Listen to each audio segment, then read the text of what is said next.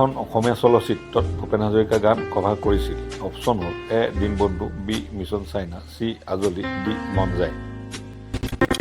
যদি সঁচাই ভাল পায় তেন্তে ভিডিঅ'টো লাইক এটা কৰিব চেনেলটো ছাবস্ক্ৰাইব কৰিব উত্তৰটো হ'ল দিনবন্ধু জুবিন গাৰ্গে প্ৰায় কিমান ভাষাত গীত গাইছিল আপোনালোকৰ অপশ্যন হ'ল এ 10 বি 20 চি 30ৰো অধিক ডি কেৱল অসমীয়া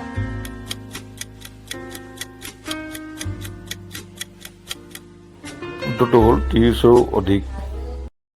নেক্সট প্ৰশ্নটো হ'ল বলিউডত জুবিন গাৰ্গে প্ৰথম গীত কোন ছবিৰ বাবে গাইছিল আপোনালোকৰ অপশ্যন হ'ল এ দিল সে বি গেংষ্টাৰ চি ফিজা ডি তেৰ নাম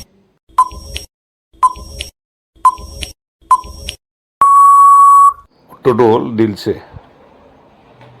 প্ৰশ্নটো হ'ল জুবিন গাৰ্গৰ প্ৰথম অসমীয়া এলবাম কোনটো অপশ্যন হ'ল এ সোণালী